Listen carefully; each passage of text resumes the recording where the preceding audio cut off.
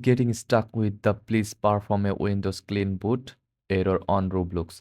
Don't worry, I have got you covered. Follow these quick steps to fix it and get back to gaming. First of all, let's perform a clean boot. Press Windows plus R to open the Run dialog. Type msconfig and hit enter.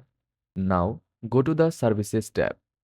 Check Hide all Microsoft services and then click Disable all to turn off third-party services temporarily.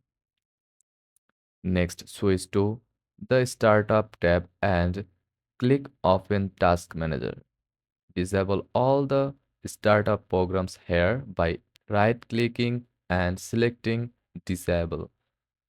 Once done, restart your PC. Now try launching Roblox. The clean boot should eliminate any background programs causing conflicts with Roblox. If this fixed the issue, don't forget to re-enable your essential services later. Enjoy your gaming season and drop a comment if you have more questions. Thanks for watching.